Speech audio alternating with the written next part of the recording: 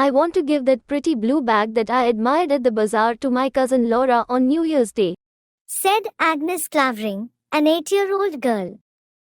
That will be very good of you, Agnes, to spend a part of your pocket money like this, replied her mother, Mrs. Clavering. Laura is a very kind girl and cannot have so many luxuries as you. Last year on New Year, she gave me that pretty purse. I shall buy a gold thimble to put in it, and a pretty little pair of scissors with a gold sheath, and a tortoise shell box for needles, continued Agnes. This will make a very gorgeous present, and I am sure that Laura will be much pleased with it. New Year's Day is only 6 weeks away, replied Mrs. Clavering. A few days later, Mrs. Clavering and Agnes went to dine with Mr. and Mrs. Parker. Agnes saw Laura's basket and felt very glad that she knew what Laura wanted. But while they were playing, Agnes' eyes landed on Laura's shells. Oh, what beautiful shells, said Agnes. Why did you not show them to me, Laura? I am so fond of shells. I did not want you to see them yet, replied Laura. Not till the box was full. Agnes very much wanted to have a similar one. It was one of her weaknesses to wish to have the same toy or the same trinket that she saw in the possession of other little girls. The consequence was that her playing with the same toy never pleased her more than 2 or 3 days. This made her selfish. Her mother was vexed with her when she saw this. On her way home with her mother, Agnes said, I should so very much like a box of shells. I hope you would not say this to Laura, replied Mrs. Clavering. For you know that she always offers you whatever she has. Oh, mother, said Agnes, with eagerness. I want some like them, too. A few days later, Agnes went to the bazaar. There she saw some shells, which were so like Laura's that she began to long for them. Can you afford it? Whispered Mrs. Clavering in reply. I think I can, mother, said Agnes. If you are sure, you can, but remember the blue bag. But Agnes begged her mother. I think the thimble shall be of silver instead of gold, and I never use a gold one, and why should I give Laura one? All right, but take care that you save money enough for the New Year's present. Oh, I shall have plenty, mother, replied Agnes. When she returned, it occurred to her that she needed a box to put them, and she desired a carpenter to make one for her. It was soon completed, and when it came home, it was paid for. Just then a visitor called, who was accompanied by a beautiful little white dog. The little animal was very amusing and very playful. Agnes thought she never could be tired of playing with such a dear little dog. She wanted to keep the dog for a few days. So the next morning, the dog, Chloe, was left with her. But the moment Chloe saw the hall door open for a minute, it was out in the street. Agnes felt the necessity of a dog collar. Agnes begged her mother, and she told Agnes that she would get the little animal a collar. But she also suggested that the sooner the blue bag was bought, the lesser would be Agnes' temptation to spend the money set aside for its purchase. Soon, Mrs. Montague, a friend of Mrs. Clavering, called.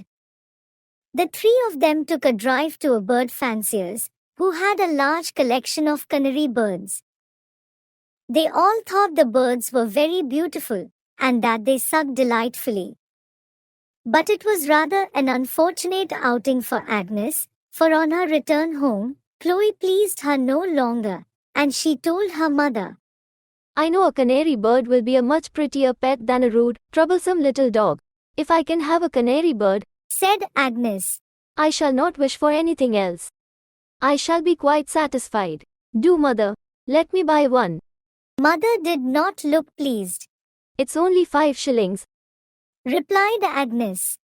You know, I talked of buying a gold scissor sheath for Laura, but I think a leather one would do just as well. And I shall buy the canary bird, Poor Laura. said Mrs. Clavering. I am afraid she does not stand a very good chance of having any New Year's gift. Agnes for a minute looked grave, for she saw a tear in her mother's eye. But she went on with her plans about canary birds and cages. The next day, Laura and Augusta Parker came to visit their cousin. Laura cleaned Agnes' cupboards and drawers, and looked over her maps and puzzles, and placed the right pieces in the right boxes, and she sewed in some leaves that were torn out in some of the prettiest storybooks, for Agnes was very careless with her books. Laura placed them all in nice even rows upon the shelves. Then, at last, they came to the box with the shells. Agnes said, "Oh, leave those, Laura, they are not worth thinking about." "But I thought you were very fond of shells." said Laura. "Yes, I am. Replied Agnes. But these are nothing compared to yours." Some more days passed.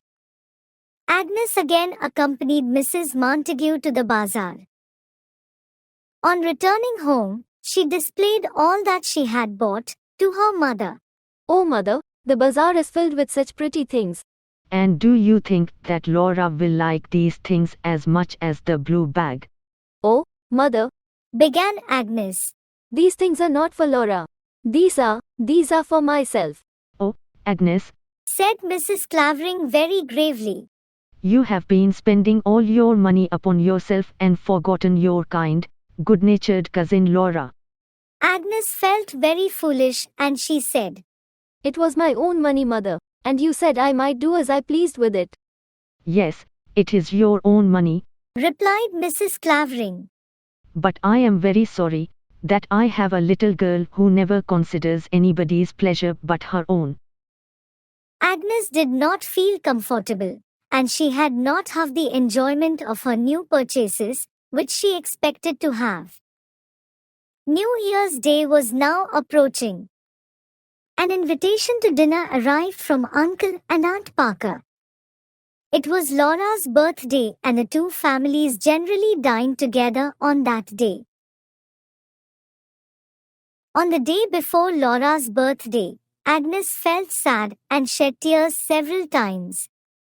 Mrs. Clavering watched these emotions, but took no notice of them till the following morning, when, calling her to her side, she said, Agnes, I think you feel very sorry that you have been so selfish, and I am sure that you have not enjoyed the variety of different things you have bought for yourself.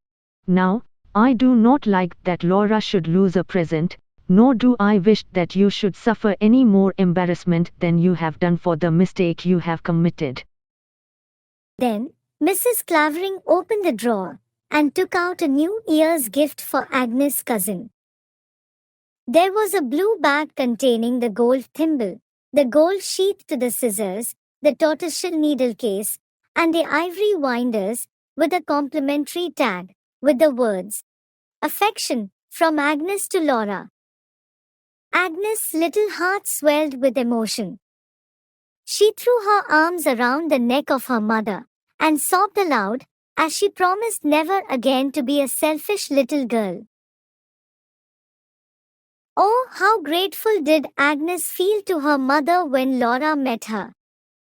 In Laura's arms was the box of shells, which she had received from her uncle abroad, and which was now quite full. Laura had denied herself everything so that she might complete the collection, and she now presented it to Agnes with a feeling of pleasure. Agnes felt ashamed and pleased, as she threw her arms around her dear Laura's neck to thank her, and presented her the blue bag.